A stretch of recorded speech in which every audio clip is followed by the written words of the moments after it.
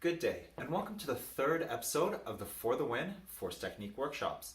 Those of you who have been here before, feel free to skip ahead to the progression that you're already working on. And those of you who are new, welcome. Today, we'll be learning two different knee pivot techniques that we can use on the rush component of the force test when we're leaving the turnaround lines. The first one is the technique that the professionals use in the beach flag sport. The second one is a technique that I just kind of made up, and it seems to work, so I'll teach it to you anyway, and if it works for you, then that's fantastic. Check out my last two videos where we learned the foot pivot technique to leaving the turnaround lines, and we also learned how to leave the center lines very quickly and efficiently. Those are linked in the description below. Before we get started, my name is Gabriel Quenville, and I am the reconditioning specialist for the Canadian Armed Forces out here at Base 4 Wing Cold Lake. And I'm a clinical exercise physiologist certified through the Canadian Society of Exercise Physiology. And as always, please listen to this disclaimer.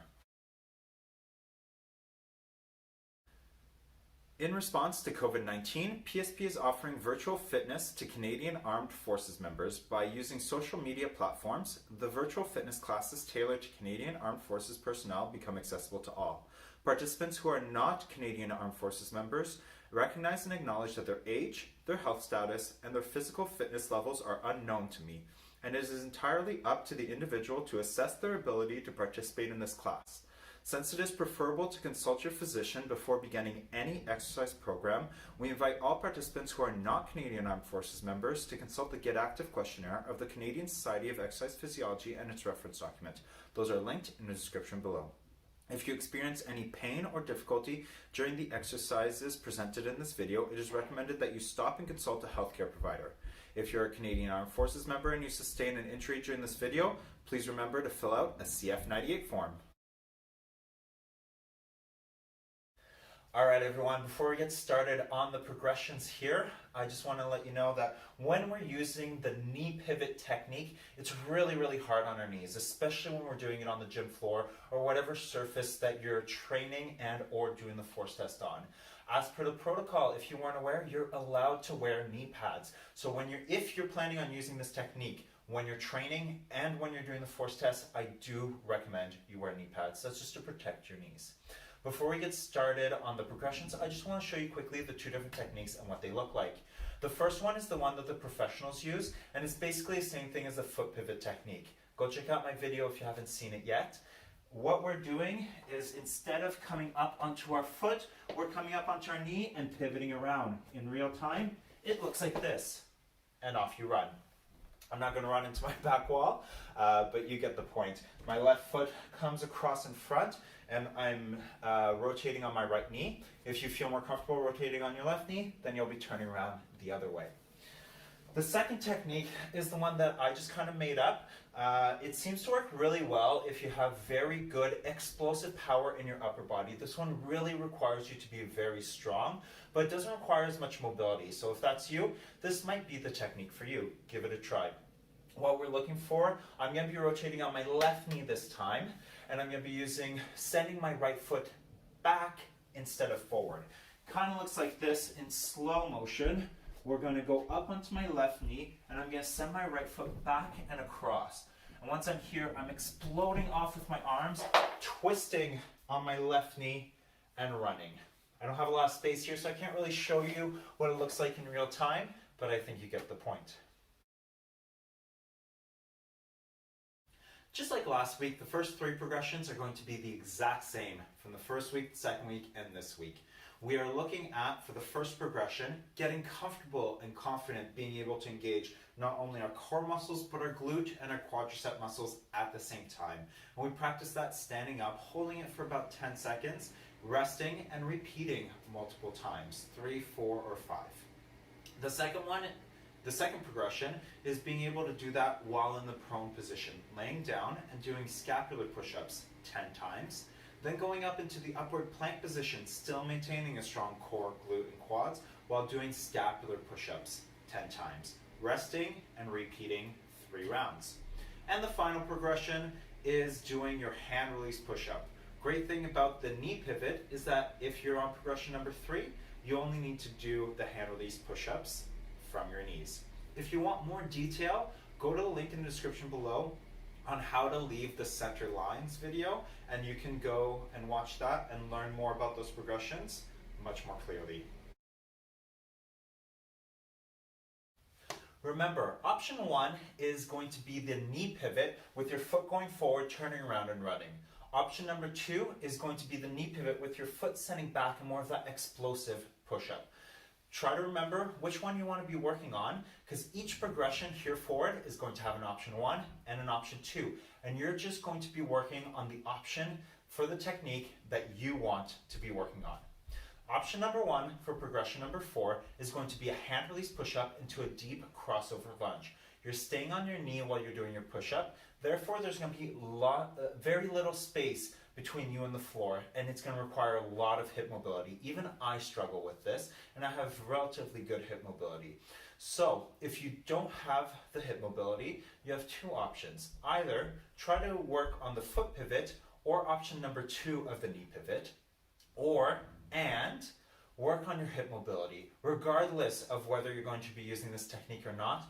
If you're struggling with this, work on your hip mobility. We do post yoga videos every single day at 11 a.m. on the Four Wings Connections Facebook page during the COVID-19 pandemic.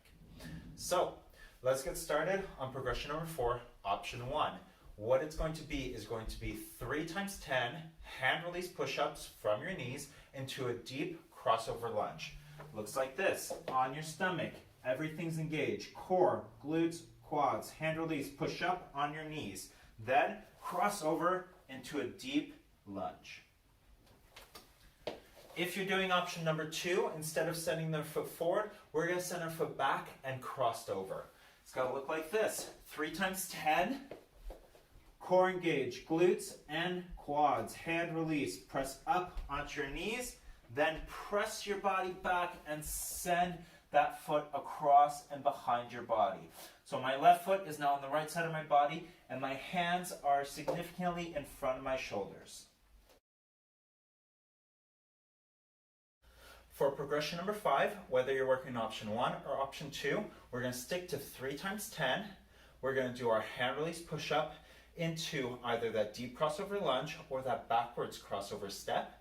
And we're going to add the pivot. So for option number 1, it's going to look like this. On your stomach, everything's engaged. Hands release, press up, cross over, deep lunge, pivot, come back, and do it again. For option number 2, we're going onto our stomach. Everything's engaged. Hands up. Push up, push your body back, and cross over that leg. Twist and open up. Try not to fall like I just did. Come back down and try it again. 3 times 10. Try getting comfortable with that. It's a really awkward movement. Make sure you have knee pads. My knees are already hurting just from making this video.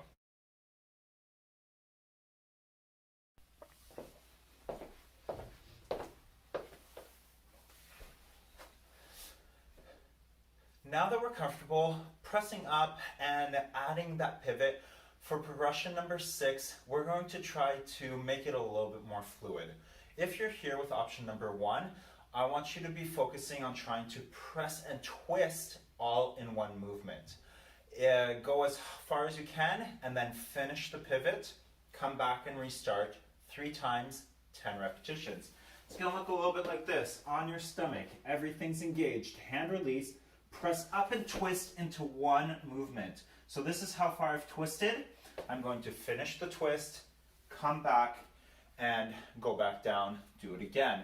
The goal here is to try to stay low. So if you notice on my first attempt, I actually ended up here with my chest proud. You want to be a little bit lower. That's how you're going to be faster.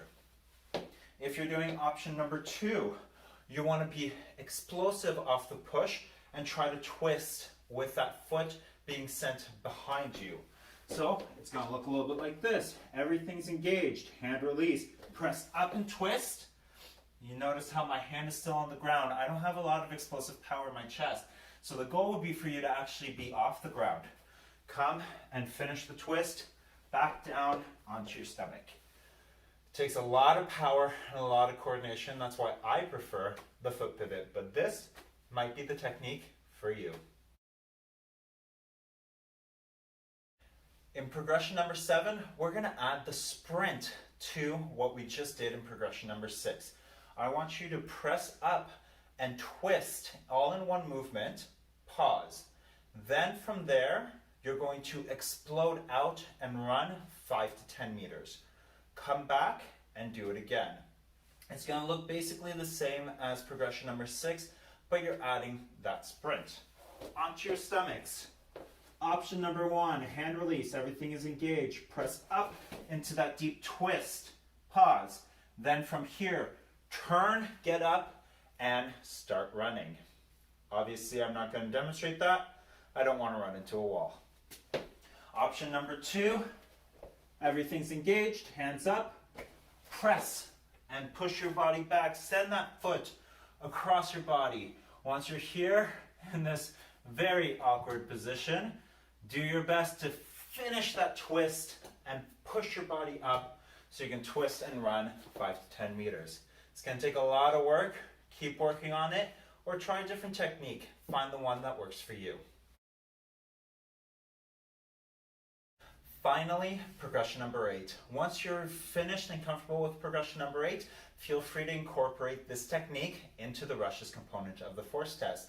What we're going to do is 3 by 10 full knee pivot runs with 5 to 10 meters of maximal effort sprinting. Option number 1 is going to look like this. Obviously, I'm not going to show you the running part, but I'll show you from the twist to the getting up. On your stomach, hand release, everything's engaged. You're going to press, twist, get your foot, and start running. Option number 2, on your stomach, hand release, everything is engaged. Send that foot back, get up, and start running. Make sure that you have enough space to run 5 to 10 meters, and don't run into the wall. And I said it numerous times, get some knee pads. My knees are hurting.